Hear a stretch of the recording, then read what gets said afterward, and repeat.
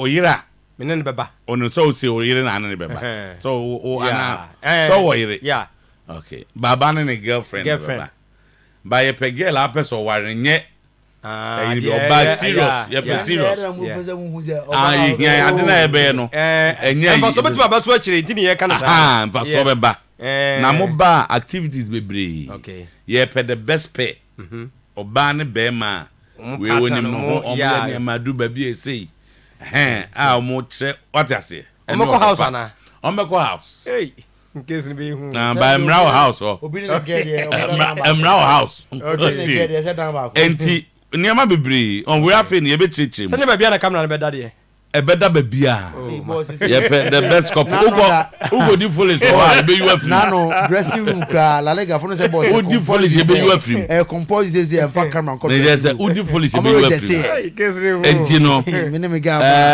winners no tino wo mo mpes wo ye wedding mo amware ye no ye be hwa ya amamo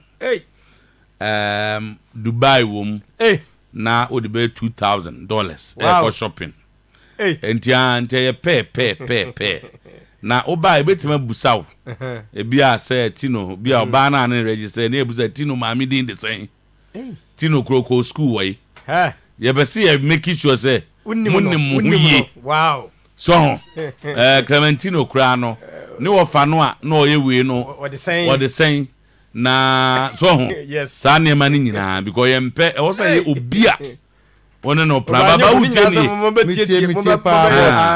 ebi o hwa mbeto nyum baako na ma kire say ohun yes e odo asem ne ye kan je no odopa enye agro die ni bia dino so what asem na say enti ye be kikenkan what no aso darefo do akoi darefo do akoi o so ye no sasa ye sha se na ne mode mo no e de echena boti on say baba wu mi nya baba adi ye man nka da sika oye yes o de ibem o de baba ko pe da bi o mo nya o mo ho na no ka de support no o mo film na da o ka de okay they so mo mkro ko ni ha no one depend and me dem see me support no and ye we na me ka mo maka no boss ye tie nyina obi a ni di o me dem ni bi bra yo ti onu do wetima wo ba ombudsman de mini bi offer na no osu sa kwa bi de offer o interest o se ni ba yo ma ti ko dia o me kan me keke ti ai say ba won fe pa obi an won fe obi a otimu se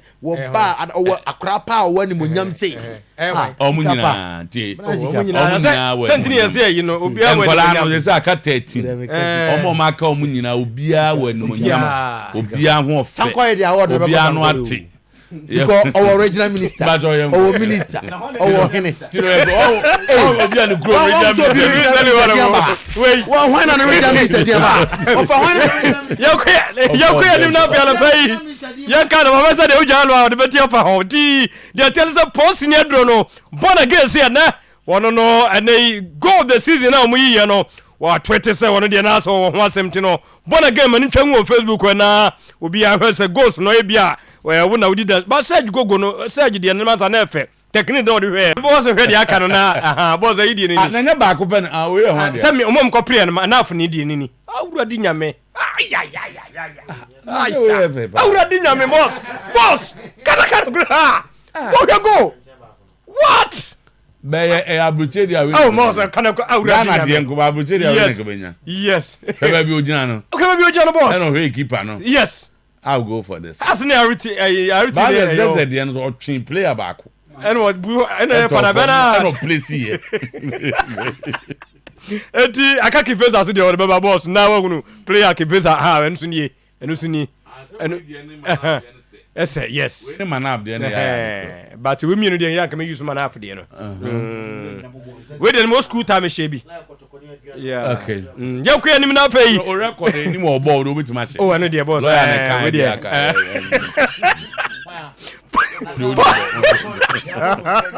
Posiri adro la beka for the aba was but what did I go bisa sir e mojadra ya nonom na afei aboama nipadea ne ye strong ye tete fa ko a da bia ye kwa nyina no ye ho adro weekend no ye nyabra ye nonom a na afei enyema ekoye ntia system no aye strong obi busa se na me ne nyina na tifiem no na kwa sorry 3-4 years unra hospital da masa secret na meka cho no e posiri adro ya turu din imbus edaso ye number 1 ene ntikopa bi ene na afei oni abusua no monchamfa wabae no nombema no na etu infections no so ase so basi me flu no bo so me amaye ebiakam metine edwa me gaga munyina munkamom musi police ni adro eno na muhia wa ye adro nso police ni no ewura ni padua ni mu a na achichi ya 8 251 167 ana 0545 773 449 Dr. Lawson dear wushia no apɛ ya fa gino the virgin doctor wato no botom na dollar hokra no a wetimi to be pretend sanse wunim ni yie ni nyina nse no ne yemiensa ya wo Lawson herbal mixture eno no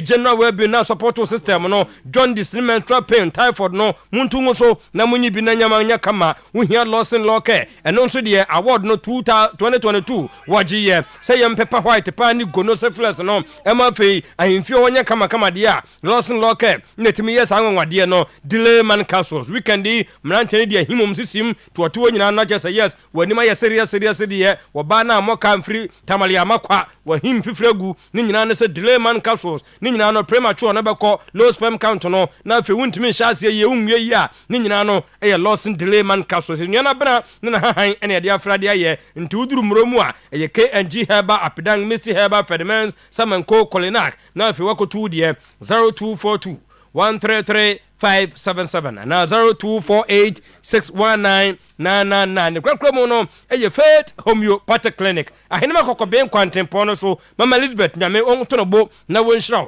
kwani a oni workers no mo azebeti enupa no a mode magana fo no amase sedie stroke no so ate fibroid no so ate diabetes pressure ulcer asthma arthritis yade no won penketenkete na ndie o friend ko betima ka so fa we kakabum na afi wonto mo amode ne chronic amosi omi ba bewu no eno no ma waduro na afi wode afesu wo obisi no nketenkete me kwaje ya pe nem de gumi mini bi yare na me de amana na da binya sa na tie wokwa ye de afidie ne nzame ne atwa ho aduro de ma pepepe ti bia onu no be ye 30 ye be show na adnom na wonum wie pe 5 days no musampa difference no ashase etesi woni so a wuntimi nkan de yi a me pa twa eno kra de kete sa woni ma be ma menka so wo ba no me twa fa na chi be bi o ana se ba musa ba yi born again ne Esther de aba na Esther tulasi yes oh and then birthday yeah action mama oh action fine happy birthday Esther yes born mismo fast bi wo David yes jai no fast wo jai where do ya crack to boss do na why no fast wo Canada na me na na pa ko jo birthday say o me edi ama no say me see jai me tie dia kama ye pa ko jo na kama mama nye yeah na no nya 10 years. Hey boy, the man is growing though. HB you better take over house no. And observe question be na honestly me want tremitino. Yeah, where Israel na European qualifiers. Yes. No say Israel na Jesus Christ free na. And I'm say I no say and they say Nyankopon hwe bo ni bi. Hey! Because say God sees everything. Yeah, Bobo on the proof. Because the bad Jesus. So the bad is believes on the free. Because we are be free, one house free. And I'm saying this is me daddy. 10 years ago. It's too early in the morning. Hey, that's where you are here, but that would you don't try to answer. Because you want a Porsche, and then a Porsche, and not a Porsche birthday, belated happy birthday, and come out a Porsche or a Canada.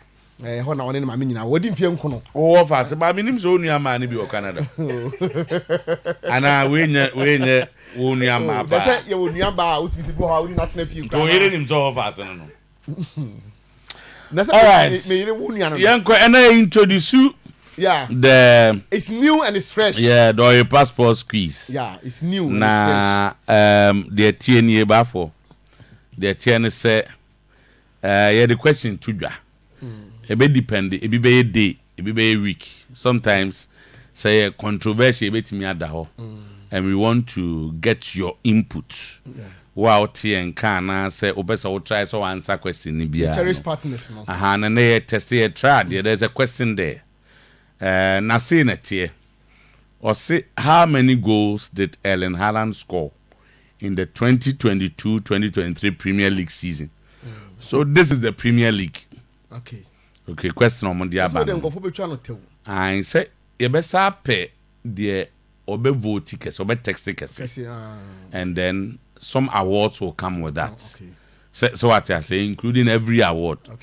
Na process ni ye, but you fire phone na yenwe. Some fire phone on na yenye exercise.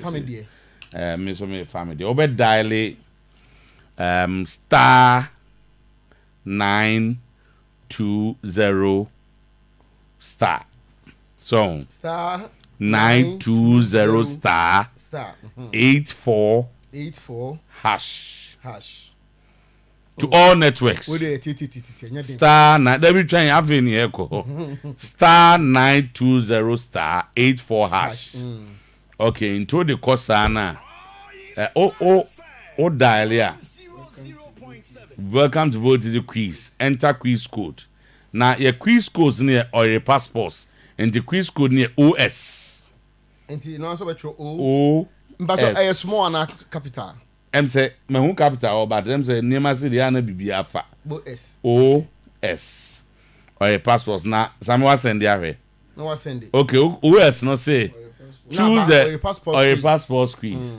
How many goals did Erling Haaland score in the 2022-2023? And you come or you know. I said you have no so that. So choose the correct answer for the question. And yem fan say 136, 239, 348. And obi ayen the enti me choose anyone. So me choose anyone. Ti me choose back also choose there. Yenka. Okay, and choose anyone. Okay, into choose we are no send it. No send it. O send it no abusa say pay for the what choose no. So and you 1 point, which is 1 CD Ghana. You 5 points, which is 5 CDs Ghana. You 10 points, which is 10 Ghana. You 100 points, which is 100. And you 500 points, which is 500. And you best all choose one CD na auto. So what I say? You say okay.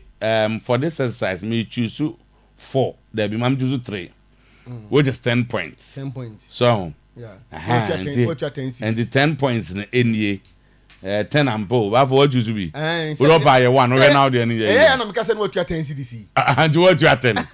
Okay, now pay me choose 3, which is 10. Now I send it, and you send it. Also, you entered the wrong number for payment. Not just say. No, something you guys can boost this, no. So what I say? I also can buy that 1, 2, or 3. Or 3, no. Me got 10, so I have to start again. No, mona pick it. Me so utia start all over. Star 920 star 84 on all 84 hash on all networks. But what I say? Okay, so welcome to Vote Easy Quiz. Into if you are not what I say, enter quiz code. Our quiz code is OS. In this case, OS or a passports. Okay. Then you move to choose the correct answer for the question. My choose back when you'll be able to choose the DNT. 1 and 2 and 3 no choose. Then pay for the one you choose, no amount.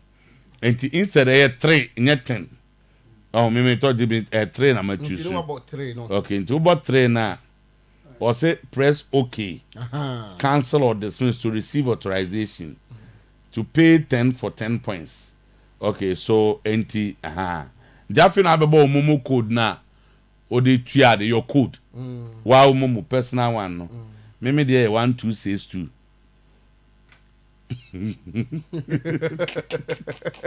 Ubeka say hey what about the number? 1262. If I go music ready. Okay, into my send it. Do you want to approve the transaction? Yes. Very simple.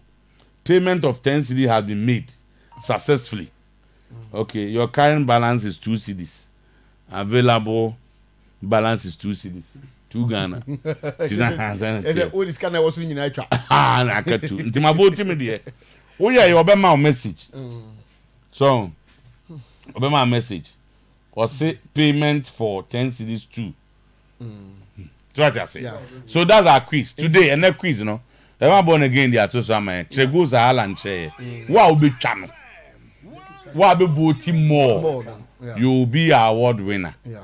The highest voter. The highest voter. And a winning. So that's about for. And the annual headline. Nansana headline, but as usual. Of course. Yemfa and Shim. Say, so what's your Dopa reality show, no? Odopa reality show, yes. Hey, no so bad.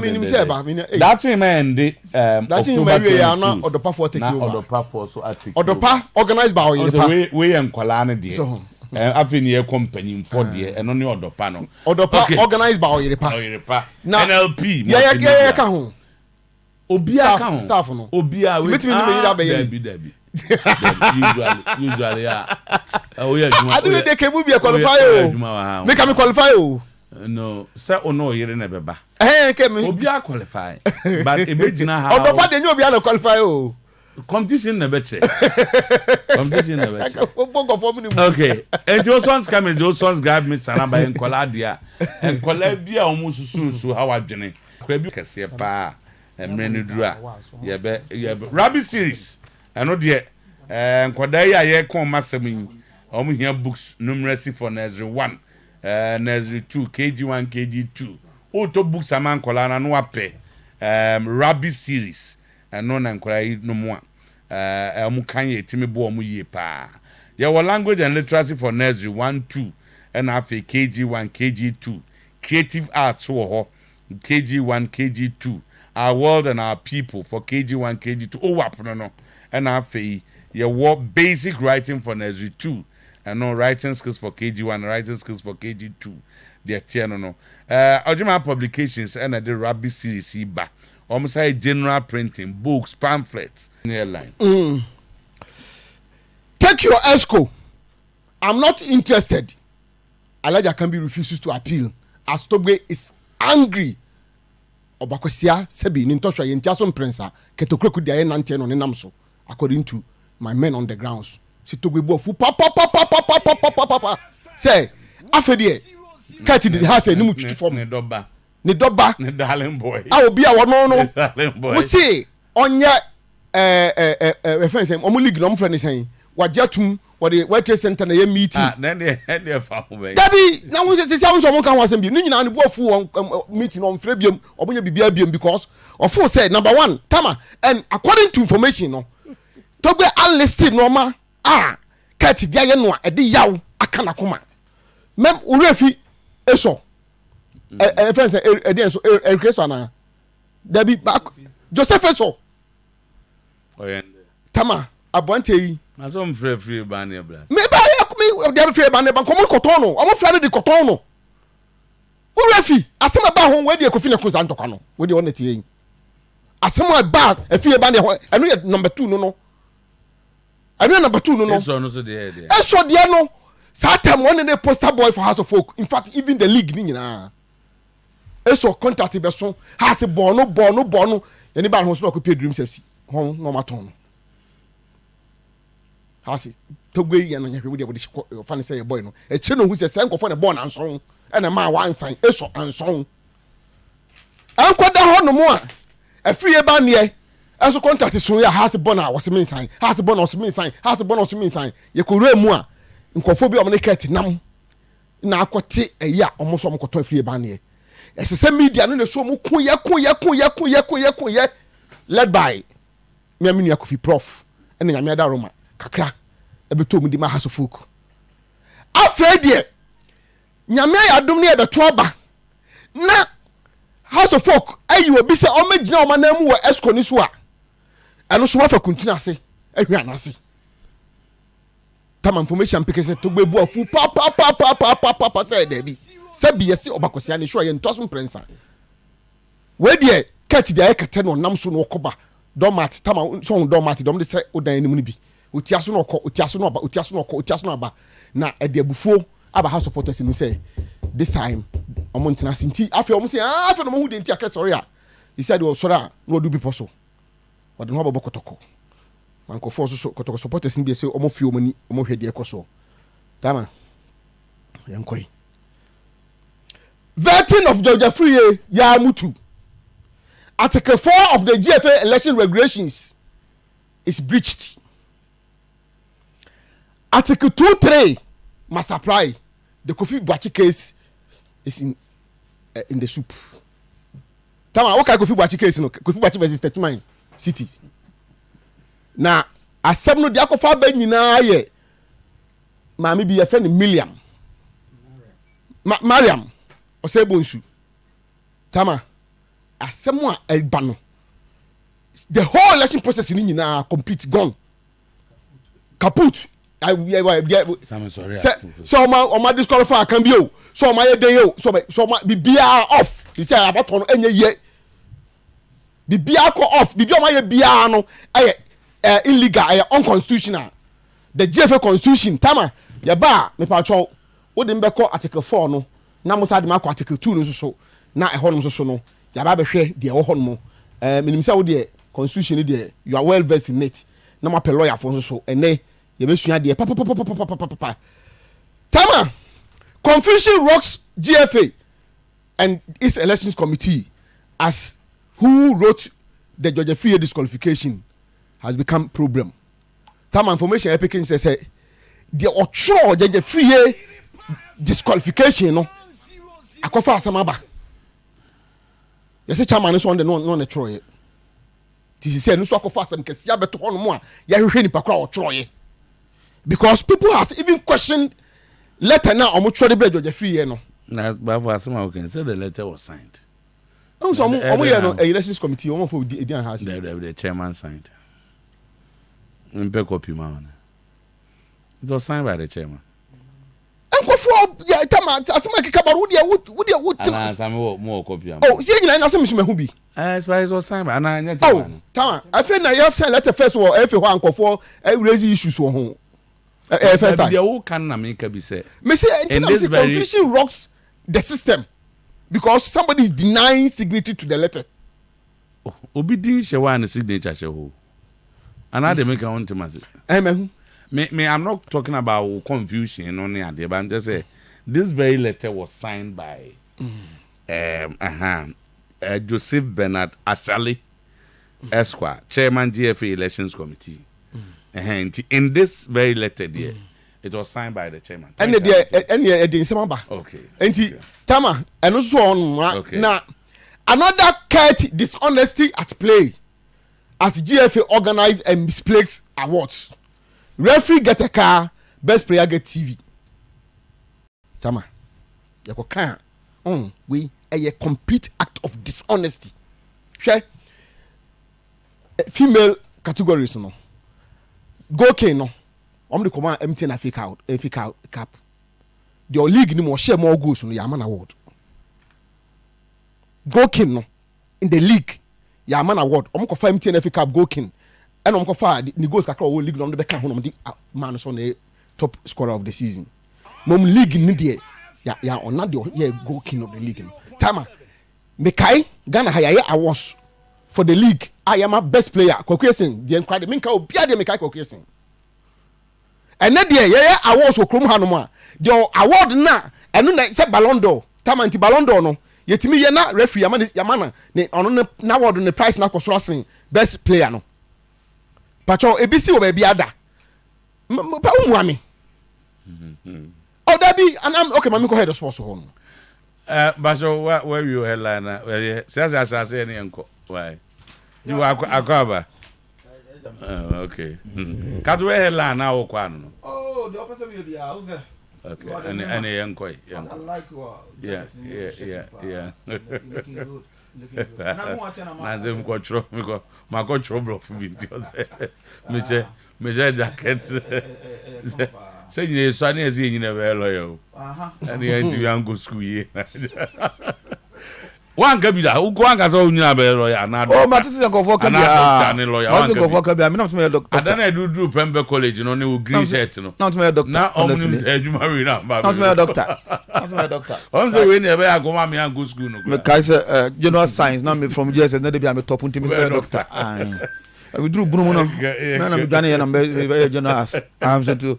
Yes, so I think another as I know exercise will be because since the so-called disqualification of the match Jeffrey me who me tell the last time I hear program me class ya say you share na esu twam na that time na the German sorry instead of speaking to the microphone no na all call her responsible I know we so our blow bi all the no one had the exit me tell me who no say TikTok o say ho baby amuzo wa sorry no ogo blow aso na waka no obo na asa da no obo wi I know see that but we there was sorry na instead of microphone no o kasa gua oh so ana wo kasa na I don't know say na central here na bofu ano ye ti no ye nya we no mi so to also the agrono kumda uni magronum enti no ye nya exercise but why nya say na no yes ye educate ye ho a lot of things be na because say na no is it Saturday let we can ha say a response from the F to Monsieur Jeffrey Mr. To eno kra ma asem time po eno ma asem time but if I don't know say uni much about what the Jeffrey is going through now any the processes what is happening at his camp I think you'll be in the best position to tell us oh sir it's unfortunate because if you because if you udom no na oya kakra okay but so is sports on mete the cause of a private issue oh okay but it's unfortunate the NF is doing a lot of bad things essay in football no and there's always in football now every aspect of a football essay but yet people entiminka and ayekoso now man for can be no be a link say in 10 years ago and the Ora Continental Chipenso Ora Vincent Suwadote was also disqualified in a similar fashion Mr. be at that time you dig deep into it Abia na enye the same yes he was disqualified all right but Abia enye the same as this and the fact that you disqualified 10 years ago na bia wan timi ankom che say Abia se bi si na eduka so come now get to the bottom of it and so we need to see what happens the information is that George Free camp ayomo appeal initially I heard said anka appeal no go to me the appeal is always accompanied by Sikabi na few I think about 1 or 2 hours ago now. I'm saying I know Friday no referee ebusa the cost of appeal filing the appeal. Appeal there are a lot of technical issues. Yeah. Usika ozo Otuagura when and I've just seen some response be elsewhere. Elections committee say the cost of filing an appeal GFA president 2,000 cedis. Executive council 1,000, RFA chairman 1,000. RFA executive council member 500, DFA position 200, and so all appeals must be accompanied by appeal and article. But we can be them na kasa. No, or say also on yet. Me go the same thing actually. Me as me na kasa mo the same thing. Actually, because he feels to say the ground so say I won't find and say he feels to say the doctor what's the name Mediama doctor no. When him say on your signatory. By yet or by Simon. On your signatory, Mediama account. Send them they refuse no. He's a board member. Yes, he's a board chairman, but on your signatory to the Mediama FAO.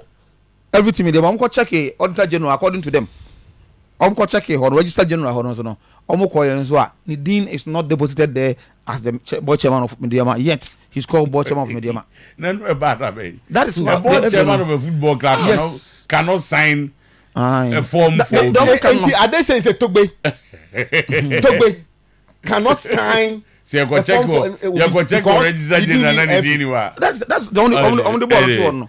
So the question is number for busa question is if indeed as Antikotoko they were endorse ma Ketokreku no se odon so no se embassy odon so di ni ho a what happened na when put na yes ade no because among for you to say at that time Ketokreku ni enyi IMC no po anyway and empo time on so not the old administration so call So in that gap, around that time, almost signed. So who signed for him? So be unraisy and I'm not for starting. George Camp. Oh, okay. So because you treat you with. That's I'm a father and as headlines. Me about you. Go be me Legend. Me wom de ha me kakra say for second time running. Glorious Accra so folk enya rep on the executive committee of Ghana Football Association. And it seems club will need taking it lightly. I say, nothing has happened. I say, oh dear, we wouldn't appeal. There's no need to appeal. Yenya manenka. Legend for 8 years in Ghana football. Me patches who said first 1 year 4 years. Another 4 years in Babe Sasubabi Remy. House of Folk wouldn't have a rep on the executive committee of Ghana Football Association. And Obia can anwa tum say enya hwe. Dr. Tony Obin. I endorse a former man. Legend. He is a board member of Mediama. Board chairman of Mediama. As a board chairman there, I know say by now and kenye issue. Best football people for him say even as a board chairman, he needs to be someone who signs all documents and answer the idea. So legend clarification and he doesn't sign documents. He doesn't sign anything. So for the fact to say on signing no man if because you see me sure say me din what you do I mean so depositing names of signatures at the FE na enye ye ko register general bia minim sa fi na register general number because me at deportivo me sure say me din will register general but we have signed endorsed forms for people. Also that the free the normal car register general. No, address one so that we don't confuse them. Okay. I'm say about can be okay. Dr. Tony Obi say Obi Oye designated as a board chairman of a football club. Football for Kotwaba. The board chairman of that club cannot endorse another person. That's why I don't. But the GFA recognizes him as a board chairman of the club. As well. So legend assemble like sani kan day. Now I was trying to find and say you a certain article, a certain statute, a certain regulation be say even though a board member, a board chairman, but if he's not a signatory to omo ye na in actual fact in endorsements in who do water. Na ki atiasi. Me pa cho atiasi you. But me worry in say legend. Say for 8 years in Ghana football. And at the moment, and all your House of Folk supporter, but you also what do any one say? Yeah, in memory lane. House of Folk at ESCO, apart from Frank Nelson, in recent years, me who at ESCO, apart from Frank Nelson. Apart from Frank Nelson, ESCO no. Why? And one area I had say so keen on. Yeah, and it's a problem, legend. Yes, and it's a problem. So and Sampo Kunti. Yeah. In recent memory. Yes. Of ESCO. Yeah. Almost so. There be not. I'm not going to say only, but as executive council there, on the system not sung along the line. But ESCO no buy a party. Me kai. Me so answer. Me kai Pokunti. Kwam Manu Ako tried. It did not work. It did not work. Legend, the money issue kakra hanen say at the moment so Ghana football a lot of before this one. Arsenal. George or the George Swakoda. Yeah. George Swakoda. We cross na ekotoko. Aba no mama na nkoto. We we cross yen kan ba se. I said o cannot. Yes, I change. Do we know confirm me start recording straight. Okay. Yeah, metimi go. So the Emmanuel issue has in say legend. At the moment, it seems that in Ghana football, a executive committee in around Ghana football. Today, they have been so powerful. We have empowered them more. Exactly, a Congress. At the moment, ESCO are taking decision. ESCO say, Yakoto about ESCO. Enti the executive committee of Ghana Football Association and run football in this country. Gradually no omo je powers of Congress na ba be do omo side. Enti say if last 4 years House of Folk Ekoi, Mr. Frederick Moore went to Miki. This time round candidates in House of Folk the Neko no mako disqualify no. So for 8 years running under Keto Krekuno, House of Folk wouldn't get a rep on the executive committee of Ghana Football Association. Almost they taking major decisions governing football. And the House of Folk I did say I said Dr. Tony Obin. No one yes signatory to a union wakwa sign. Yen na decided Alaja can be so unko. And the entire House of Folk decided say omo nko bia. Unim de hame. Yeti asisi enche bia TV rights ka bi beba. Legend. Ni akoche. Ni ase che sika no. Asante kotokwa ni Accra of Folk ne smaller class na eden. Enya pe. Omo nya pe. Na edru movement aye kwa fight wo executive committee na. House of Folk ni rep no akọ fight o. Me ba cho Mr. Edmo aka akọ o ma publish list no.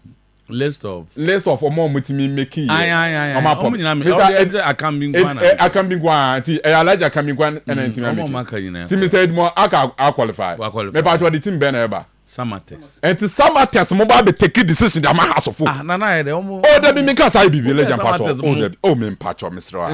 Samatex mo. Enti niatene ne say House of Folk omo lusu omo relevance omo importance on the ESCO na taking major decisions in Ghana football. Obi say has a lot of reps on ESCO, but they are not there in the name of us. Okay. But some more Randy happy. Omo okay to let's okay. Obi so remind us that Fred Krenzel was also on ESCO. Fred Krenzel, yeah. Also a House of Folk. Fred Krenzel. Yeah. Okay. Yeah. So my friend Chief Adamu Sedu, I mean, kind of say, if Tony Robin, who is a board chairman of Media, if he's no signatory to the club and cannot commit the club into legal binding contract, the question would then be, on what qualifications is he on the executive council? Isn't it weird? Or no more West Coast. No. Yeah. So that's a very good one. Issue na wa han nyina say for second time running under this administration powers ni bebre abedi ESCO ho House of Folk entimi nya a rep on the executive committee of Ghana. Me cited the example of Samatex and yes be am disrespect omo important. The legend right. The point is that sir for 8 years major decisions are govern Ghana football. Samatex other smaller clubs are nyina yenim so omo pedigree enru has any kotoko. They will be serving on the executive committee of Ghana Football Association. Has a lusu as atana de so one file appeal bia ni bibia has etwemene and also onko and it's a big blow to the club.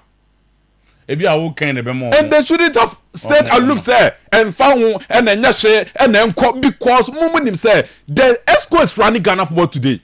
Okay, go to be around one. Me pa say yeah. I'm never to be around one. Na Madidibo so de na afi aba be fa the main we no yeah. Me run mind them no yeah. Oh, change na be say it's not even 11. E be so obi abam bi. And so mo no ma kakra. Oba ni nyina. So this week so na. Obi say minim wo no adam for ne Frank Nelson. Bia oni di nkomo acha. Obi say Frank was interested, but internal politics did not allow him. What TBB said? Interest there, I can say no. Okay. So we interest from that. I can say because when him say, many didn't come out the last 2 months continuous. Even the last time he didn't come out was say Friday. And he didn't come out. I'm say I can be sure appeal. Interest there, I can say no. He's not interested. Okay. But one thing I can say is say has you be so on kojina for ESCO position. Na has intiminya will be obeying also no. I'm gonna write ESCO. It tells you said there is a big problem. Will be obeying so be endorse here. So call me the Adan me church mu ha to o dey win him the internal politics of this the interest association of Ghana football. Win him the internal politics. Esco no nipa say na April for Esco Premier League bubo mu din. Esco. Premier League Kwesi Apia. Odro Safo. Eloya Mande from Karela.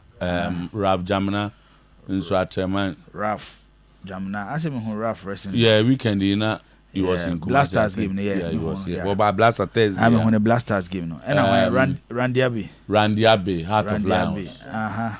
Aka. Edmond Aka. Samatex. Fred Acheampong, Dreams FC. Okay. And Oma no more so that me dear many years on. Lozico. Kings Osebonsu from Dr. Tony Obin. Yeah. Osebonsu from Bechem, Dr. Tony Obin, me dear ma. Okay. Tienya 1, 2, 3, 4, 5, 6, 7, 8. Legon Cities. Asenso. Yeah, Legon Cities. Asenso so me hu no Blasters game. Yeah. Say there baby also DH.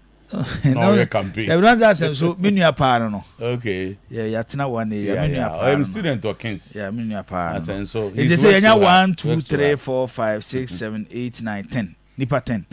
And they compete for just 5 slots. 5, yeah, 5. So what we had here that we are the Interest Association of Ghana Football. Achieve on the ticket of Mediama Dreams will go. Obeko come home. Edmonaka beko. Dr. Tony Obin beko. This is any diama. 3 na waka. 3 na waka. 3 na maka. Randiabe beko. 4 na waka. Na aka 1 slot. Adia make can do be an Toronto. Say Randy will be on the next esco. Edmonaka will be on the next esco. Dr. Tony Obin will be on the next esco. Then Fredachi will be on the next esco. Until 4, aka 1 slot. This is the politics of our football. Say the number of work.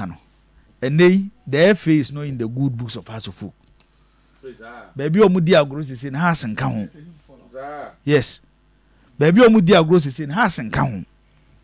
And nothing omudi mi kiki do mo abebo kotoko. Yes. And they call themselves say they are the kingmakers for kotoko. Sa na FA for we from ho. Omo na kire de kotoko direction no. Ye pese we na buy school. Mamu fa we mamu nye we. Amanfo kura di dwo manum. Say ye kura na ama ma no da so beri ama. Ye na ye kire so mo fa we mra. Dwo mu ye no no. But no, he will what go. can they we? What can baby and be na ye difficult ne say. What can they we? Say has a seat in buyer. That means I can 1 seat for Kotoko ne has. Then a straight fight between Elijah Akambi and Coach Kwesi Apia. Because Elijah Akambi ebenya opportunity aka no crash ro mo no mudi nkoma. Me ye sure say Elijah is disappointed. Reason why also appeal bibia. Because man for dini hwamo. What you nguti? And na me say man for dini hwamo. Elijah nguti. So to mention say and especially Mzoto then the president kofa ne oko filing the forms no. Now Elijah can be the house flag egu no kum no original president. Mami Musa we Frank Nelson was he disqualified in 2019? Disqualified on what? Obi say he was disqualified in the last election in 2019. No. Because it was claimed he was Frederick Moore no call ye. And he lost by 1 vote. The last Frank Nelson 25 years ago no nya na years a Ghanaian. Okay. So come again sir. It is Otuo. I said the politics at the FA and how people want to run our football no. Afabeka 1 seat for Kotoko has. Na no ye cheche. Now the wunim se cheche. For campaign pa o. Campaign na wo ye no Mizoto. Campaign na wo ye no. Se campaign de obeye. Me de beba be see story bi so enura. Awards ne ko so da be. Awards in a Saturday anywhere. Okay. Nanse na metwam wo kwabre ho ba bi na na omoma kwabre best teacher award na mu so ma brand kai fe ne de abo ho kwabre best teacher. They were not invited. Who would they see or UPSC? I don't know. Koheka na edema referee no. The reports I'm getting is if you garage yes, omudu grounds no. No more referee say ya promise ya be ma referee kan tin say efe ni ba ko fe ne yonku bi o garage so ntu ka. Garage straight. Ghanaian branding anyway. Dabi. If you garage straight. How? But another thing that Kotoko were not invited. But the hokra de menye interested because that's why when you award me no. Menye They were not invited. Me interested because Kotokone has no, they don't see themselves as big clubs. And they don't see themselves as clubs or making a taking decision for our football. But again, they can't to soon to the Toswa or the man bones a garage street. You free port. You are feeling no brandy. Mr. Best referees award. No branding, no nothing. If we want branding, say. And I don't man as we are kind of him. Eti Alaja can be another BC and the BC. You to where ye and you can't we know. David, oh, missing your way. They no show ye. They no show ye. Can any way. Anyway. Hyundai Land Track 20B. Cabena, the one they have to say. Any can't Bendalo can be. And 2013. Bendalo the enemy. 2013. 2011, 2012. Sir. It's Kaya, you can't get channel. Any referee there? I need him any sway. I want say I throw a for no, and a bon no, Kuyu no yin in a it's a refuse and a car home use. As one say, F in a war, a car company or sponsor the F. Yes. Sometimes when you sit down to think on these things, are quite worrying. Loto cherry for the cars in the bio. Oma cham no muchu. Nanka. Oman consider say, okay, if you enter into negotiation with the car company, at a point you decide say, be a best player, best referee. You better award than a car. And the car no crown. I feel be almost the my for back for sa was no. Na efe na sa kwatisi ka biem asa akwa toka. Wakwa konya car sponsorship. We na etem na. When etem no. No. Okay. We na papa referee. Can we say no yeah. Ospaki abun say check the ni. Check engine. Check engine. Oh no, it's sometimes quite worrying. Because to yaba me hwe enra yebeko kotoko again because enra was at the Baba Yara Sports Stadium toward the team. Me hwe team ne pa. Na enra said the National Circles executives. Omushia IMT no ya na say oso wan na chairman. IMT no. I'm to kotoko dia no. Anya nana. But say your hina na so chairman no. Oh announce it. Debbie. Debbie. On a chair. Some me waka. Say waka wo sometime. Say na catch wo sometime. Ima ene nana am say nana papa da form na wotweda e wa skwa. Okay. Wo say nana na catch wo. Wait train me ba. Train mo dey am haju. Ima ene hwe statutes. Administration. Kwesi apia ene the technical director. Ogum ono oni team no. Eno ono hwe sikasem ni nyina. And supervisors who defining roles so ono asame ba untimi nsi so na ye chairman finance on chairman obi o say on chairman me come into on chairman okay on chairman eti enra e Baba Yara Sports Stadium no so to the National Circles executives ene IMC IMC ni pe ko emom ko ye nana na Emmanuel Dasoberi Ura George Kennedy su ko je na adwa wo ho ekokotena movie kama na when you say the relaunching of Abu Sensors Bebaso. Okay, relaunch. Yes, yeba I will give you details of it. Okay. And the operational team of Asante Kotoko for the 2023-2024 season and also more discuss here. The Tosu Beam how the IMC will get a communication director. I'll be a Kasama for a day ama IMC no muguso moje amount for views. Enra MC Circle names Abana. Oh, my names kakra wa ha. Okay, into the baba. Kwan be ma yes ah. Kwan de baba. Na amema me the names ni bi baba e baba bon. Eh, na kwa we dey mama kwan be na ga. On say one for pen names na ha dey. Fabu census no anamontuo bebre koso and series of meeting koso. Last week na Access Bank ne Star Life. Empanyifo be PM wo menhia. Yeah. Yes, Star Life ne Access Bank for empanyifo. So mumienu nyina play role in the Fabu census. May there semaka and I will keep on saying say if there is one area I'm to say Kotoko ye no my year a bet me generate a lot of money for the club. bibia no be chen fabu census the ntia make san say enye the direct money the supporters will pay but Sometymer company limited otiho you want the public to enter into your business so what the mention say na bi akotoko aba you will 60,000 registered supporters where your data onye yaba be kan 8 million ne wan no where they are registered so what do you boy a ebi omu nyina no kwa no we can put them on your product at least omu be personalize your product no it is from supporters donating onto the Fabu census what the Fabu census will also generate for the club there back kwa now about the member how relaunching no as top scorer of the Women's Premier League na so mo be design award be as top scorer for the FA Cup no mo de Mary Amponsan so a o wan pem da ko an de ama competitions on say hey Mizoto we just want to satisfy people because of votes and Emma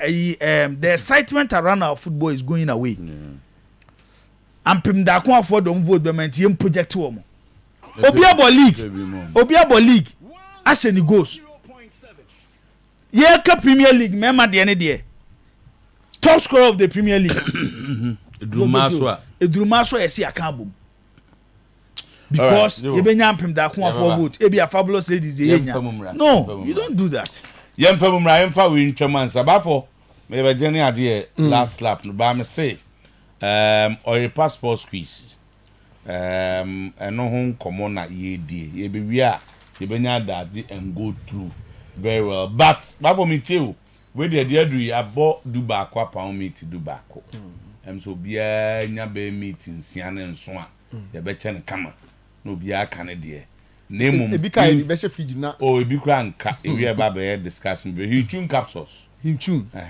sia na no me so to Mr. Q yeah oh promise ever Mr. Q ne dey okay Mr. Q ye bema omo enom Mr. Q no bema wo premature ejaculation and say otokoma obi na no na ekuyi am the come okay ni fiura say ojeje runtem and I feel so bu also so a ne bema na epeja ne mu a entimi mpeja yie time edu so say na asage no Mr. Q boa na sadi we no say obi ade e che no ho check ye makwa sengo for media dance am for honest now the microphone grandma so obi ameka de onima ke be ha de papa am for honest yo obu also low libido so ha de bank for no sika kan nti eya omi atenga exactly bank for hey bank for yare no bank for low libido and waste space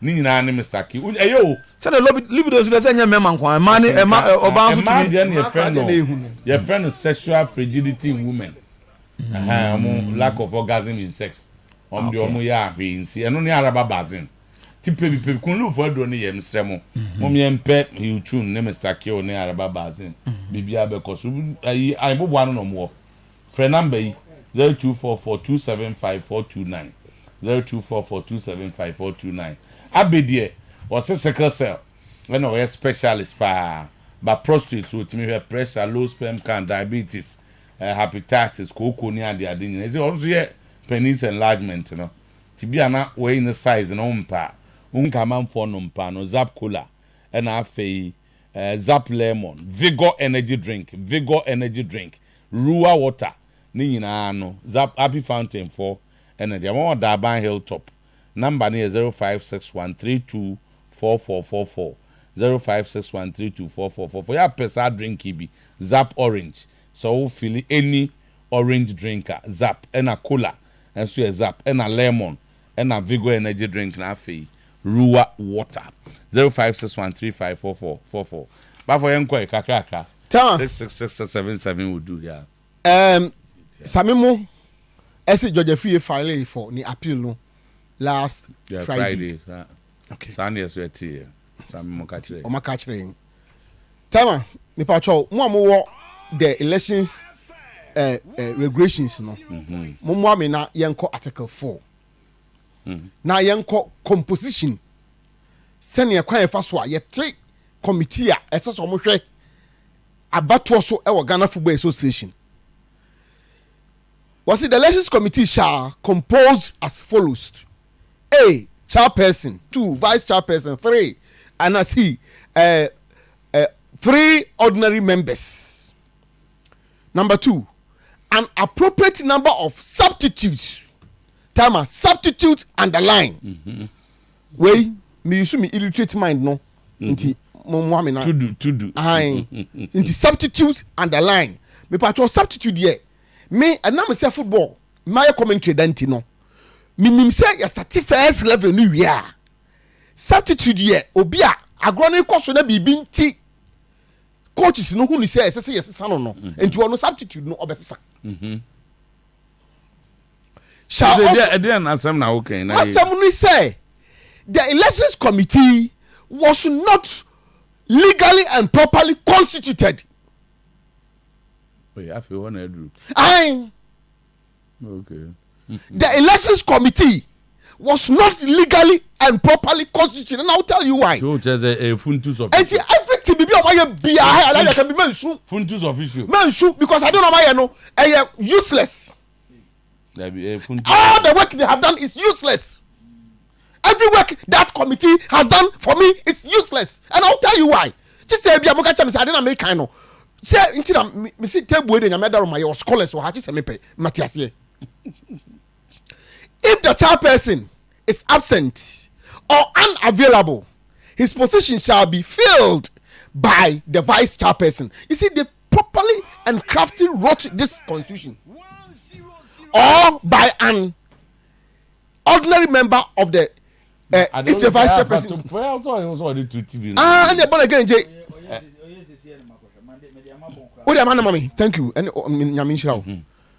now say article 4 na me way elections regulations aye and ye kwan and your composition honom no article 4 cross sisi idea baby na make no na medru 3 no cross 3 no okay tama mama jump na me cross 4 no okay e ho na asem ne wo me pato so wait makan mama ya the elections committee the elections committee shall appoint a secretary appoint from among its members. Tama wo contem do appoint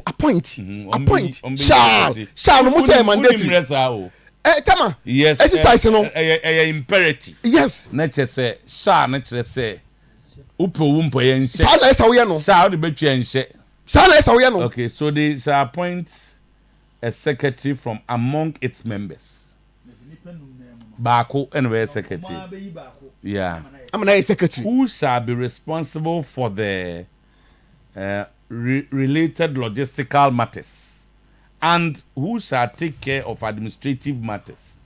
He may call upon call upon the GFA secretary to assist him in his duties. Yes, and the church say independent no the okay. Omo nyina no they are independent people. They are not from the GFA. But independent pe na ye adwuma no. Na emum baako na ye secretary. 5.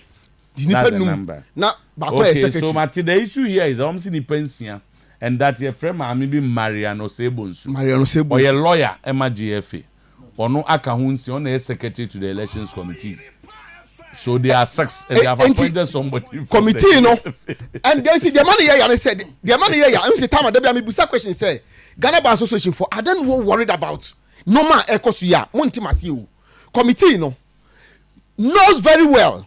The FA themselves knows very well say even when Baku Afrimu and I'm your Afrimu now as I say omudi be shemu no I say Congress and the man side unity misie tell me say it is not legally and properly constituted no because say import substitute now ye ka ho asem no want me ye CEO of Accra of folk na Kumasi Asante Kotoko now say player be born no bo na ye now I see park in so what can I say me BBC what doma Kofi Manu see park in so ko play no I see park in so ko changes thank you Ghana so it doesn't work like that even though now we see wa now we players nika o but what you mean see park in so anko ye change the worst you can do is to call the coach and tell him say yes we be a team who say obi nya de ntimu hwe wasa monka it is the coach that does substitution unim coach so nim hwe eti timer even if there's a need for substitution, a Congress and as some substitution. No, now so the substitution be what are there? Where is the worst of it is that I think almost had the back home. They should be 5. Almost the home. They are 6, and the 6th person is an employee of the GFA. Oh yeah, Juma GFA no. That and ultimately independent. I think that's the point. The FA pays again. The number should be 5. So the number is an issue. Yes, and the 6th person. She's an employee of the FA, and everything about it. And I'm saying that time, this cannot happen. It should be an odd number. Yeah, there's an even. Matter says so boy argument be elsewhere say the 6th person is not a member of the committee. But what? Or a secretary, but it's not a member. But the law says who invited her to be a secretary? Should be amongst the 5. The 5, Yeah. But before we call him because our time no kawacha. Yeah. Saturday MC we show now no. And a lawyer need be frame. Lawyer be correct him how we are my bed. Now make a fundus official. No, I say fundus official is not applied in this case. Fundus official. But the fundus official that say, if you are taking a decision, he is not entitled to take a decision. Now can we change rooms and continue fundus official. And lawyer need say, but for so no yeah, you know, say you're quite worrying. Should be worried. Especially more lawyer for now or manage football. No. It should be worrying. They should be worried. Sometimes Omushe ruling ni be eba. Or see the last one who ya he was so sad. Players ni issue na call Casino. Say or say adana F ni do ruling by no. Ana F ni state say omonya recording sanyo manyom no so wow. And omoya adwuma pa. Even though say at a point nyoma ni bia omu state wo ruling was illegal. Okay. So what the mention because say okope obi personal conversation with a network company say court na court approve ni sanyo network company no cannot easily give a recording e be abafo wu so okay it was say ono kra no omo next meeting no the Ghana Bar Association obe raise because for cars to come out to say if any evidence to prove. Okay, you see also say in this Georgia free case Captain Master there or demanding him, mom say they cannot give. I'm sorry for man. Or say, what's that? I ruling the castle money a yakasa, Jeff, and Kuku battles.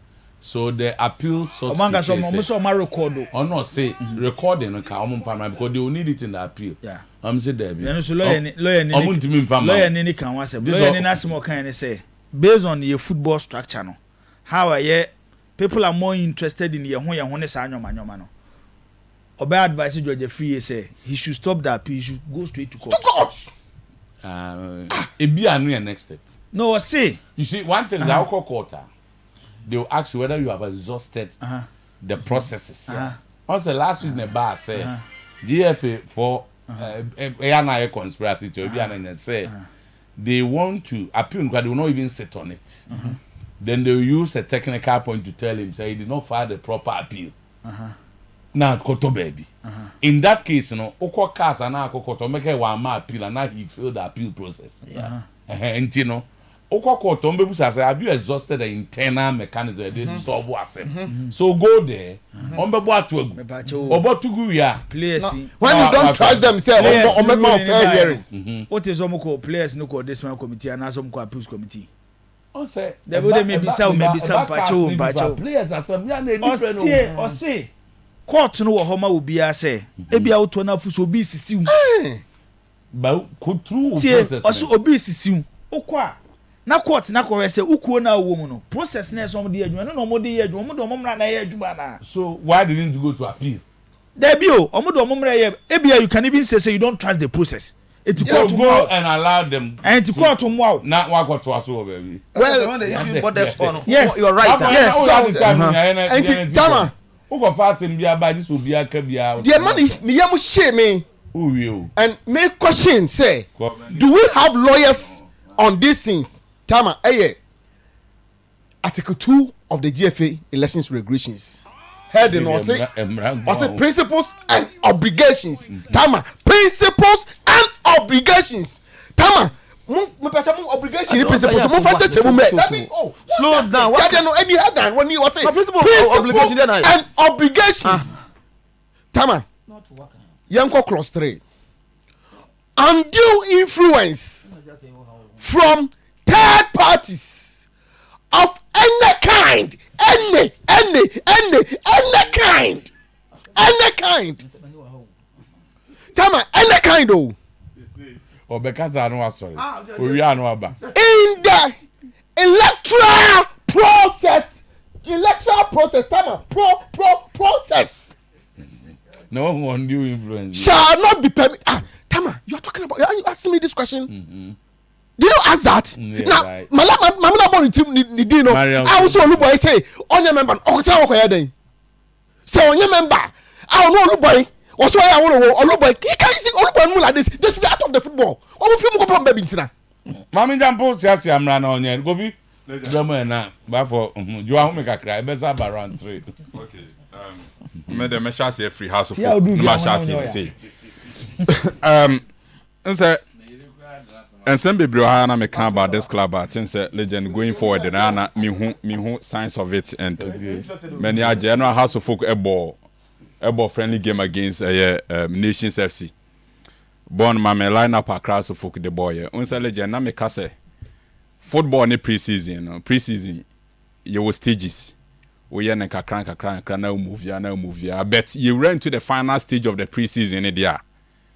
Was a team likely say the ball the season supporters any glimpses of that team. But nations they have been very active, wow. Very active. Very boy a lot of matches. Very active. And the House of Folk rem to the last week before the start of the Premier League. And then I was me kwakwa team na House of Folk at the ball against Nations FC. And the defenders no also. Kevin Atta no defender. Kevin Atta 11 to Atta. Left back. And then it scores as well then. Left back. Yeah. And you born saying abrofu o maka no. And then legend was me tom basa na me ko team na. Like he says House of Folk start season na. Kevin was SB. Touchman 11 wonders. Yeah. Touchman 11 wonders. And the legend Tima House of Folk at the boy against Nations FC in the Dasono. And Rami, discussions kakra or hono. They may pick it from House of Folk company and say, likely sense sign be basa squad we see mu. And likely sense sign a bed drosson, a dear bakum you be beating me assassin. But Kofia Besima and Kevin or SCB, everybody ama House of Folk, center back pairing. Eric Eso, any Tanga. Leventos Atta. Once I'm young, Cassan again, man, yet fool here. I must send the born again, Obi send them, Kakra, Esseps Kakrama, must send the video, my born again. But 90 minutes in the answer, Minia man, you be here. But legend, say offer team now. Eric Eso understands the coach in matches and our born preseason games and our born in virtually. Who say Eric Eso and Otanga Airbo. And at the last 2 games in Nsoma Bono, Salifu Ibrahim Di Maria, and so about the last 2 friendly games in our Bono. Then Kasala Ramos, coaching or contract, or contract or 10 months contract. And see, these players, and yet like the sense sign be bebem. And Sani, Evans Admarcus a new player. Evans Admarcus a new player. From where? Evans Admarcus. Na Suraj way. Suraj and so. Yes, Suraj and so. Now let them Amin say. Yesterday I understand say they gave a good game. One particular player issue about one Saturday you're discussing the issue. Branch Francis Salifu Ibrahim Di Maria. And you contractual issues. And at the time man House of Folk ever be your transfer windows no. Said ye nyina ye nim no. House of Folk wanted to move Salifu Ibrahim Di Maria on. No more just Salifu Ibrahim Di Maria. So unko pie mo nso atreman. The player and the management of the player no. They both rejected that move to Inso Atreman. Later me discuss Salifu Ibrahim Di Maria because I understand. So coach ne prefers to obey to Salifu Ibrahim Di Maria in his starting lineup. Because of normal training sessions.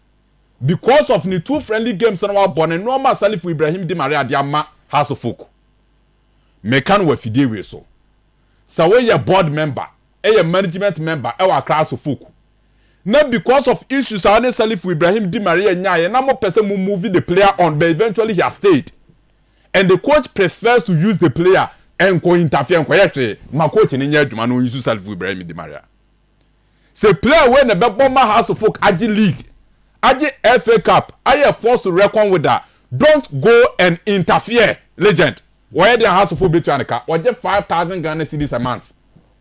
Salif pay no. Salif will just 5,000 Ghana cedis a month. Say me wo form.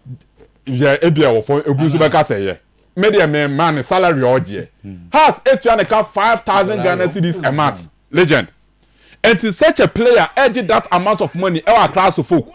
Now coach ne ehun something in him no this obe boana because of issues in a buy here before such transfer windows no be close no we ye panyini wo House of Folk bury it to amana na sie na kata so tis a Salif na be boama house agi liga ja coach no onyi so ne Salif Ibrahim Di Maria because legend say na me catch on oh say Saturday no me catch on say oh say issues na ko mu na Saturday me detail ni nyina ha say Pennyphone fresh Salif Ibrahim Di Maria ne manager e ka che omo se omo person de ne ko instructorman so show interest has na de ne ko de ne ko instructorman for no so show interest na ne final year no the final year no wo mu no omo person de ne ko instructorman and a player ne say the timing is strong and he won't prefer instructorman at this stage until encore me detailing na bet eventually no coach no so say oh coach no crowd dey any problem say coach no mo wie Saturday was it Saturday or Friday no board the last friendly game before Sunday omo ball money ahamba sa game ni wie the coach called the player but coach ni friend of busa na say management na can be bia kire no Salif Ibrahim Di Maria no so no bia can be bia kire no so okay the management have decided say it's like yes and the end one day say oh you no another but omo ni so atema de no mo ton no mu jana manako and the management no may call him after the training. I'm interested in the detail. Now Salif Akasana. Now Oma fresh Salif Ibrahim Di Maria. The response is no. But yet the club went ahead. The club the Omani House of Folk news to the discussion. Oma concluded discussion. Then the player said no to Insuacheman. And a manager also said there be on man and boy Insuacheman because the profile Salif Ibrahim Di Maria, so we informing in Tema. If you bet me a club like Mediama, like a club with the profile near the was than in Swatcherman. And to my player and inquire the Enkobo. Patrat as you. But eventually, back and forth discussion, it could do say, oh, there we can accept the day near my player. That is the management of Salif Ibrahim Di Maria. Or the Beja to bet. See a Beja to Moody and Swatcherman for some between 3,000 Ghana cedis a month. Boy no edge 5,000 House of Folk in Swatcherman for some between 3,000. Okay, so dia. Any 10 months and akawo Salifu contract na so no. Wo de muntua 10 months no, which will be 50,000 Ghana cedis. Near for player na nko sa club no. Send ne salary no kwa so te wo hɔ a, the 50,000 na ya calculate a waje no compensate for the reduction na wakwaje no for the time being. Waje 50,000. No wakwaje 3,000. Enti so mbetimi a na House of Folk penny for say. For work not done no, omuntua sa 50,000 at this stage. Enti hɔ na day ni nyina ye de collapse ye. So this is the genesis of my discussion say. Okay. So normal way na a call move before say transfer deadline be dey ebedu. But legend say sad who be of football all the time. Say be a player be eventually not transfer be collapse. Yeah. But so we useful player or a player say been previous who you sooner. E so be ban for so ama club na yen ka say a lot of examples. It may say player no has stayed. Na no ya na sabe so mton Gabriel Magalhaes. Exactly. Saudi club. Yes. Obo the last game 90 minutes against Manchester United. And to the make nyina ne say moja coach no na so train players no we say selling for 2 friendly matches na wabo. Ni training sessions na wo ye no. We good enough to start for House of Folk mesrew. Ja issues na ba ye ni nyina na selling for mo. Na next and the final one. Now legend. Nyetini. But na me person next and final. Yeah, next and final. But na me person me see point to be earlier on say about I can be a film. let me see na me rawe say Georgia free e kwa appeal na san ya appeal ni gina na eventually no ma ye nyina ye reinstating back into the contest na so oba house of folk I'll have a problem with them. Meaning why they cannot file an appeal. Meaning why they cannot appeal. Judge issues in nyina no wamako famra ye he is appealing. House of folk as an institution should appeal. No more just ye jamanaka. Okay. Now legend me last ayina me konini. Enra no asante kotoko game no mo boy. Ejama enra na me ne Dr. Kofi Asafo Jey. Oh okay. Na ana uni ade kem. Oh okay. Ana ene doc e din komo wo Rich Park ya say. Na mpeni for e tran be 4-5 hours. Football. Yeah. Yeah, doc yes yeah. Those who know almost everything about football. Yeah. Was say on no start here be 4-5 years no. No mo di ni begina. On was a friend who ball boy or so ball pa. Was I that about? Was on by was on by 6-7 years. Now was starting co stadium. No or matches. Yes, several. I can 2000. Yes, 2000. Okay. I know it was 2008. 2008 in our chair, local management committee. I was a member of the. You are a member of the. Yeah, very media. Tell them no aid. Okay. All the document no. 2008. Not Dr. Asafo one. Yeah. Okay. Tell me now. Ball so there. Yeah. One problem na me control what. Yeah. Transfer problem kakra na me nya na say. Santa he wants us to. And all the or person ye kasana nkuti bi. Yeah. But me so me gidi say me normal na egu omutrim no. I also want him to be pouring. Oh, consulting room. Na so ye tapu bi. So ho anti. E house Kofi ye ni nkomo e bet. Eno ana ni penifo no nyina football people mo so di football e chiache. 60 rich back opposite. What done transfer. Oh the village. Eno na me ni nkodi nkomo bi na woni say doc de woni nkodi nkomo bi a e bet turn into football enkomo. Eno penifo ye ka Kofi Bedu no mo ka we Razak. Eno mbusa no. Me busa no question me say omo kan Razak ne Pele. Abedi. Yeah. Between Abedi ne Razak na board na ankasa no.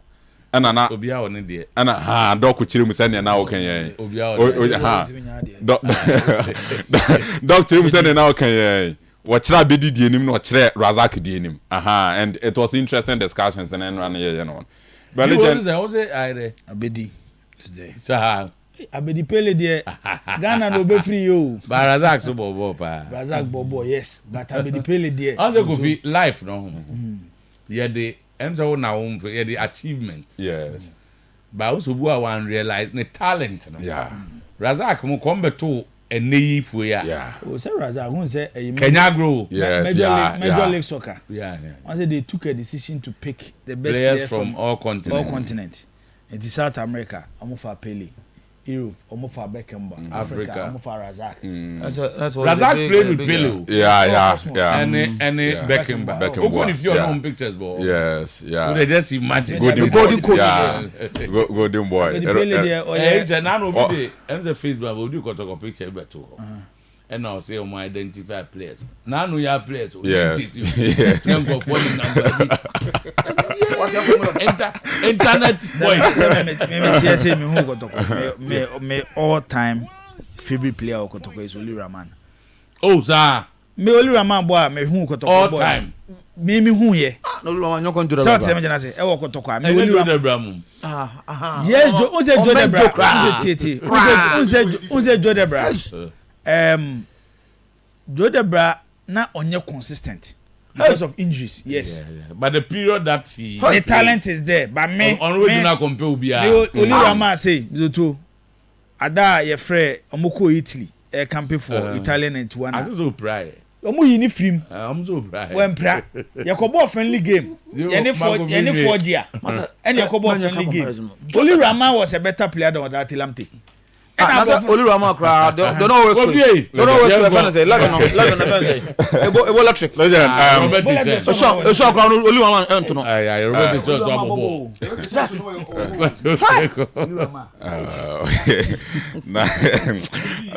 Only crabbo. No on nam park so. Yeah. O zanko for no. Yeah. E dan nim no on nam. Farmer me jiwade. Okay. About time they go o ma ojibo. Okay. Eba we ate. O dey be bam. Oh, Debbie, on so obi ti say you say can me consider no. Africa Joe. Obi ti say ya search. The one ma. Debbie ya search bobo. To JJ. But I won't believe say Abedi should be the all-time best. Abedi there. I want to believe in terms of everything. Yes, Abedi there. In terms of everything. It should be.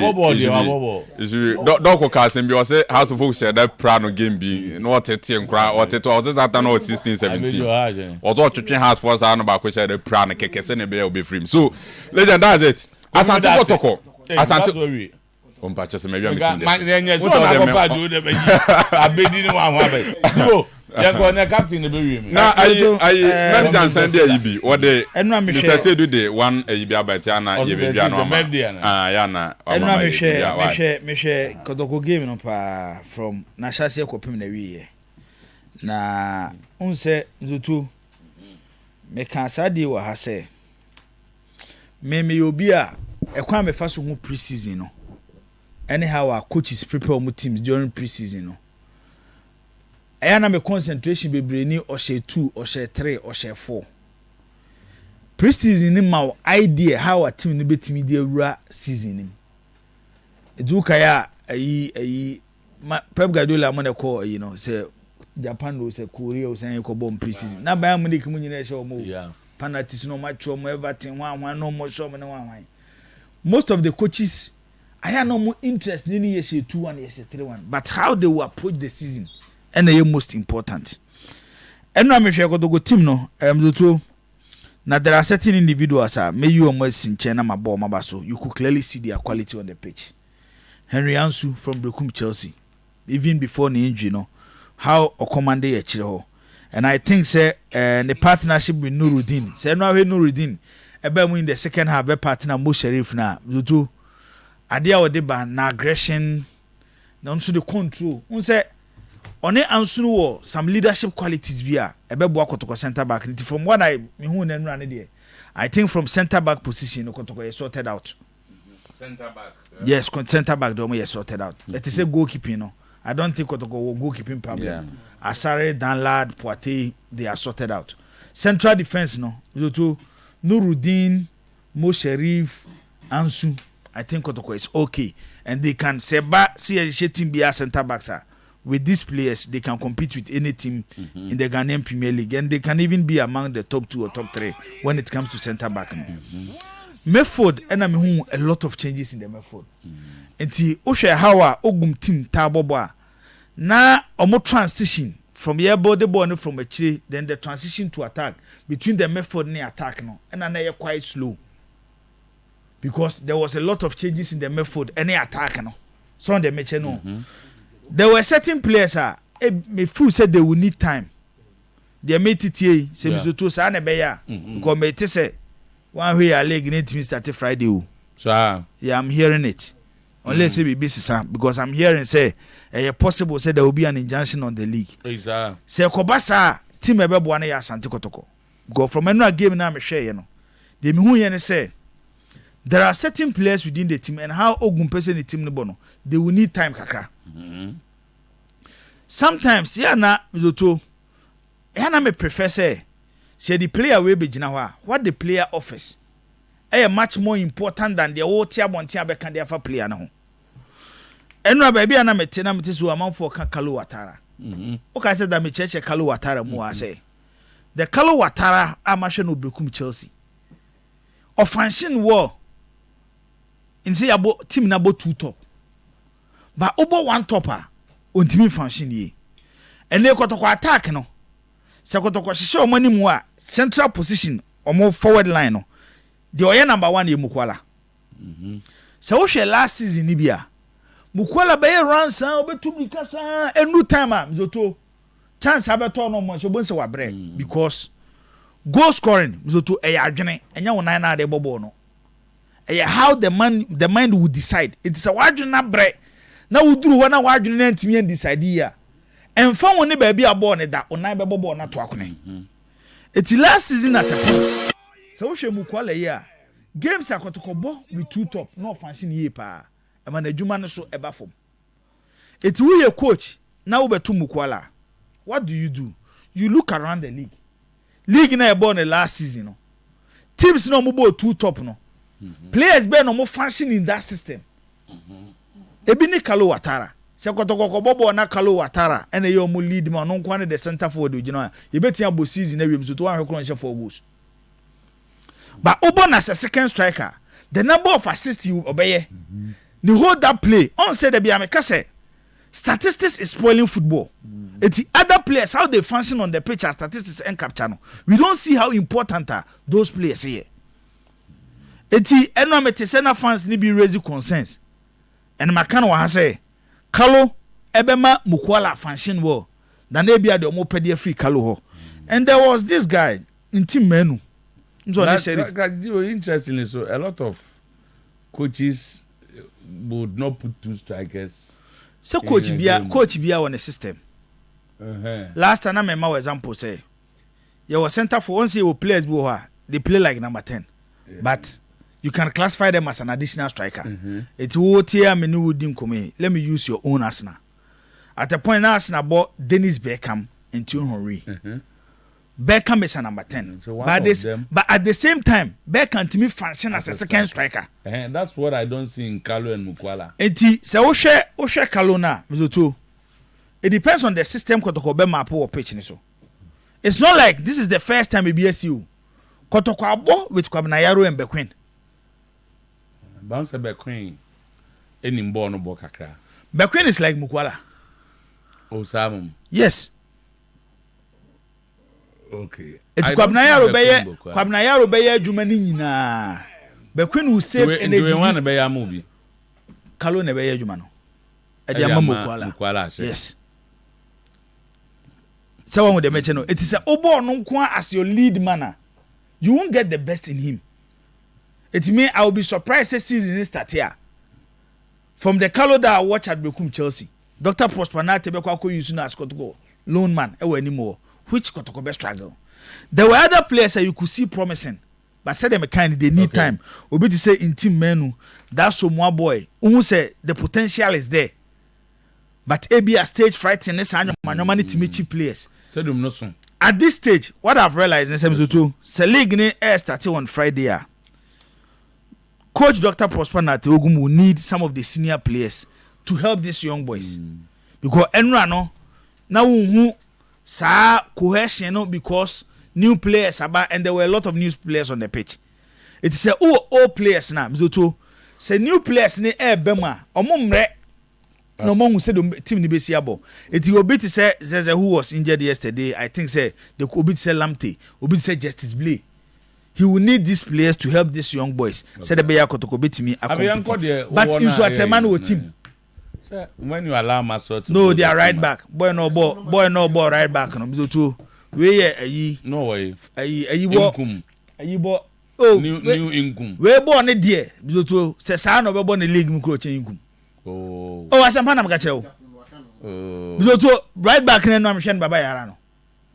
Me share a Busuan dwarfs man. Me nim team of Fuque, me share Busuan dwarfs match. We only Arab contractors. Mzebe 96-97 season. Na ye ko menem papa Cote d'Ivoire. Nti ka ne se wo Cape Coast me da Cape Coast de nti ko Cape Coast Park, Sidu Park, e ko hwe Arab contractors ne dwarfs. And that was the first day me hu Emmanuel Sekufo, the general. No ball right back. Yeah. Na me say, na we dey say ne Franka Mankwam right back ni bio. Me so to ajibo no nam line ne hwa. And na the right back I watch at Baba Yara Sports Stadium. Amankwam rekumu ne ayimu right back Franka Mankwam right back no mbo ni bio. Difficult to beat and Ukrabona he play like a midfielder. We there ayi senko ye England ya ka England for beka so manya no do nim defender. Ka wo ka mu de ni bi pa. So de yi tu ho. Biloto the relaunching of events one penny. Or the BBB Cote. Okay.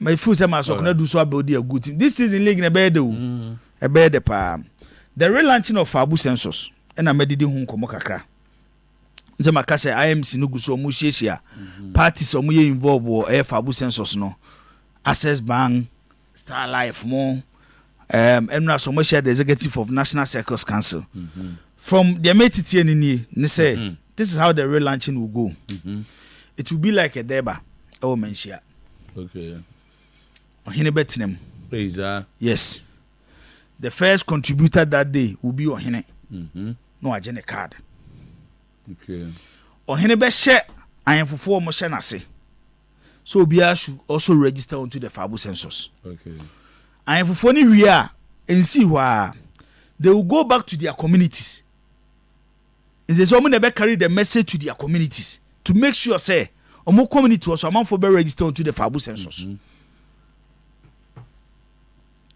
etinei baby akeka kono mzoto it will be like the operations of Fabu census the direction will come from Menshia okay because they say no Fabu census kotoko japade nti se ne ohene ye ne tima enyoma ne bi betimi aboa ma asante kotoko tumpon no mzoto one of them Fabu census okay ebrebe ma ne ahwe ayidie no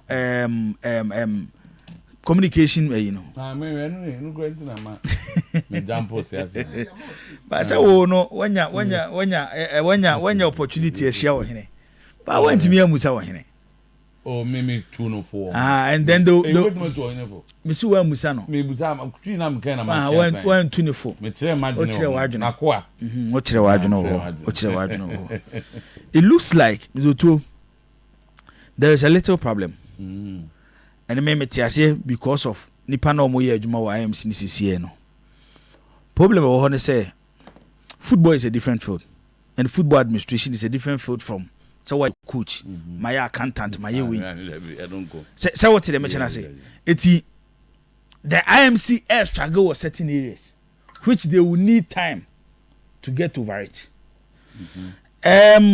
nyomani bi ana metete how they want to build the communication director now when Adam Beka chewa am say ba for the boy no your friend no Richmond Bew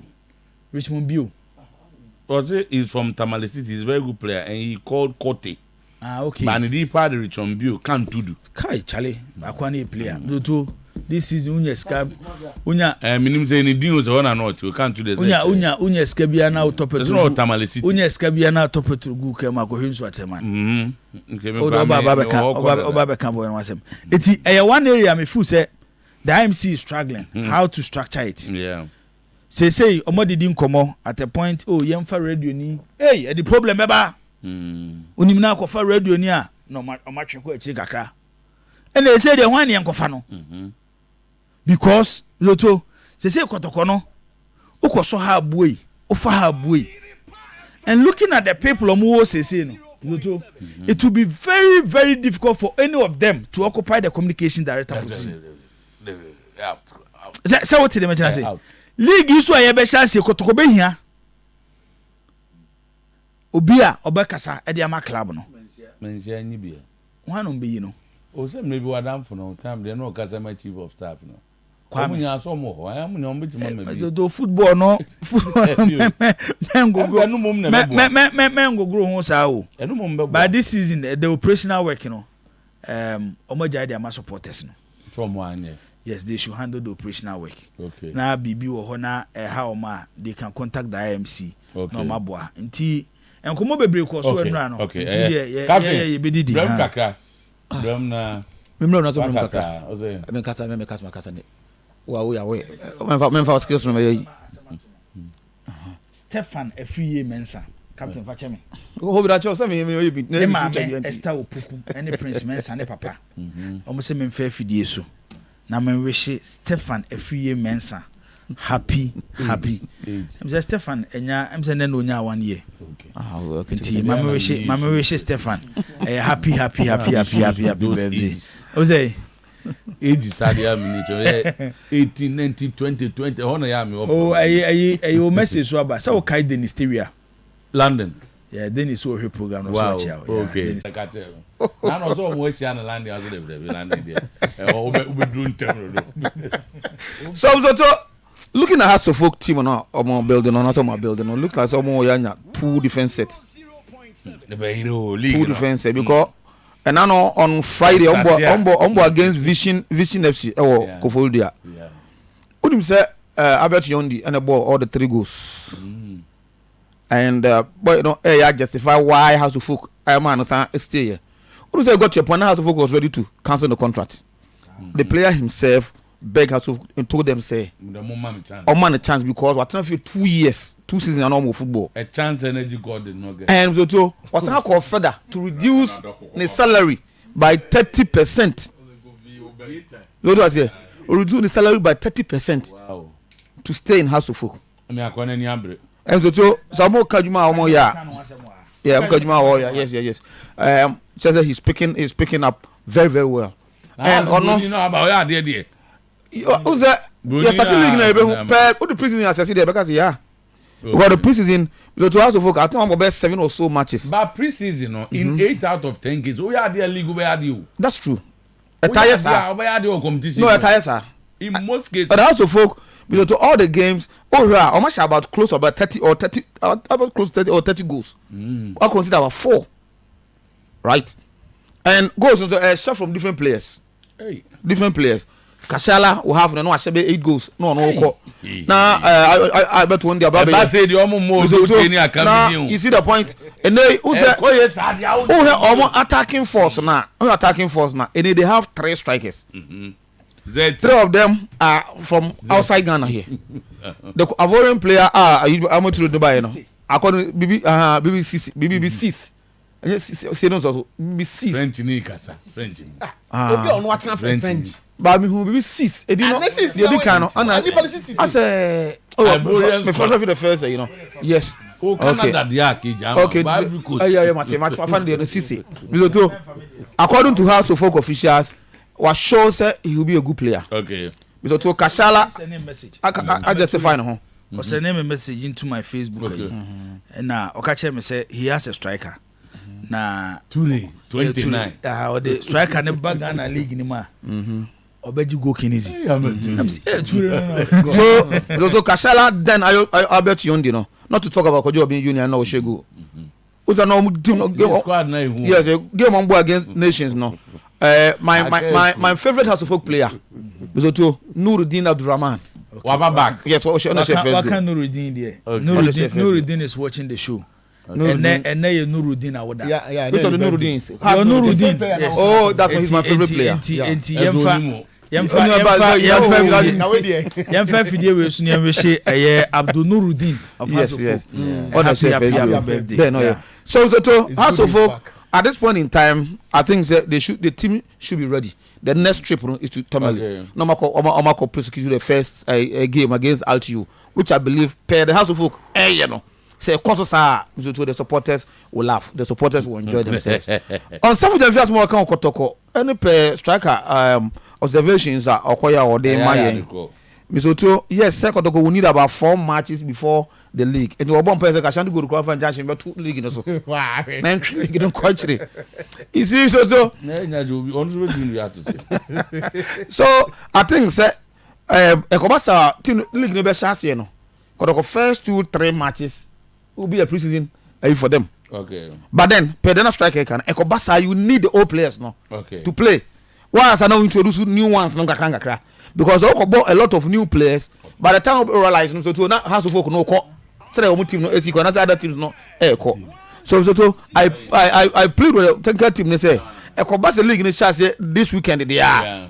The old players who were there last season, you know, they only know fitness. What I say, one for one, not every single just like somebody. Yeah, me too. All right. And I have the time not show. But why are they? So there. And Dinamic say, unim say, na news for neighbor. Area oba ni ababidi Oyerepa sports quiz. Good. But sports quiz na ba. Emfa sidano. Emma Carbell the Vital Rich Milk Kaba.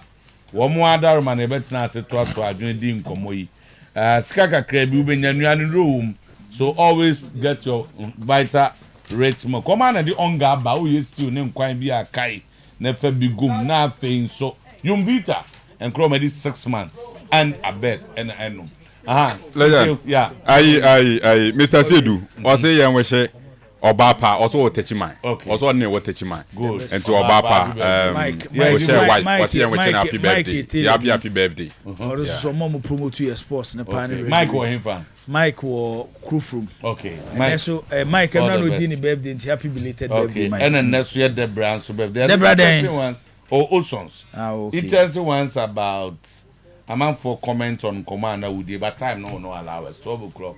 Yami boa you be share 3:30 on highway. Good afternoon. Oyerepa FM 10